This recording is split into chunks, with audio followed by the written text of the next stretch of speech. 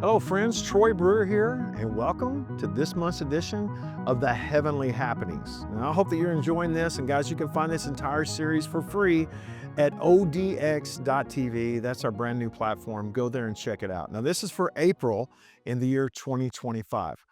Now, in the month of April, we have so many cool things that's happening. I mean, come on, we have Passover, we have Easter time, we have all kinds of cool stuff. We got Good Friday, but you know that in the heavens, the Bible says that the heavens declare the glory of God, the firmament shows his handiwork, day in the day utter speech, night in the night it reveals knowledge, and there is no language where their voice is not heard.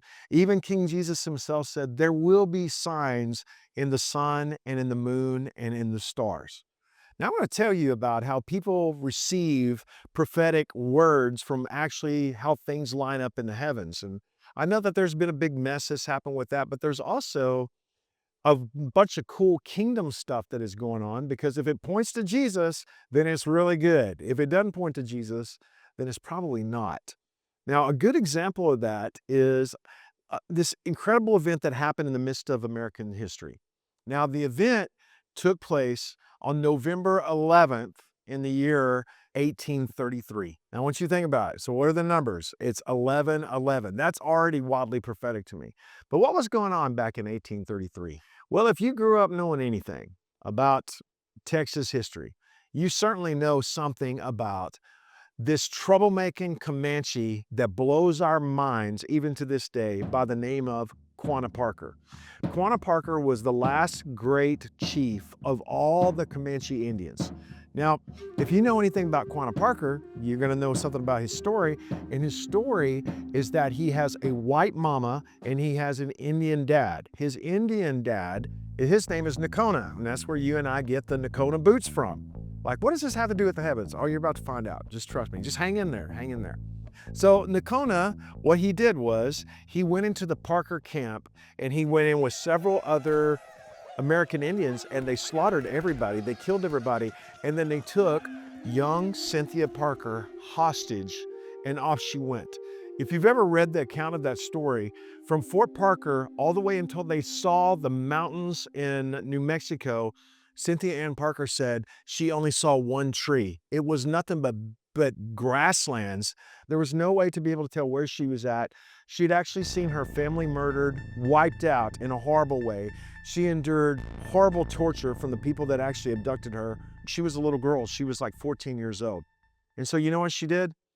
She just decided that was my life then, this is my life now, and there's nothing I can do about it. So she actually assimilated into the Comanche culture. Now, 24 years later, there was a guy by the name of Saul Ross, and you probably heard about him through Saul Ross University, and he was a Texas Ranger. He engaged the forces of Nakona, and this is 24 years later, killed Nakona, attacked all those guys, wiped them out, and then lo and behold, they find this one Indian woman who just doesn't look the same as everybody else, and they figure out, well, that's Cynthia Parker.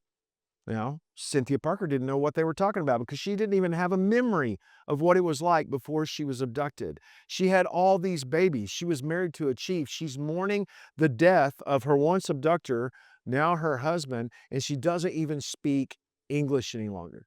If you know anything about her, you know that she never assimilated back into American culture. She always considered herself an American Indian. And then her child grew up to be the last and arguably the greatest of all of the Comanche Indian war chiefs. Incredible story. Now, you might know all about that, but let me tell you what I didn't know until this last week. What I didn't know is on the day that the Parker family, a bunch of fire and brimstone Baptists that were very devoted to God, I mean, wildly devoted to God, they lived a very consecrated life. They believed that taking over land was actually a covenant with God, part of their manifest destiny. The day that they crossed over into Texas, that night, there was something that happened in the heavens that was truly a sign to them. What happened? You know, Abraham Lincoln actually referred to it in one of his speeches. There's been other notable people that have referred to it in the speeches that they've given through the years, and it's called The Night the Stars Fell. What happened on the night that the stars fell? Well, back on November the 11th in the year 1833, again, that's 1111, our sun passed through the dust of a comet, Leonid.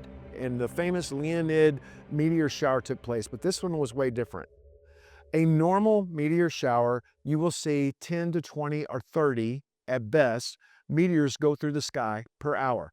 This one had over 250,000 meteors per hour. Now, I don't know what hillbilly could count that high back then. I'm sure that's just a made up number, but it was nothing but an explosion of meteors going through the sky the entire night.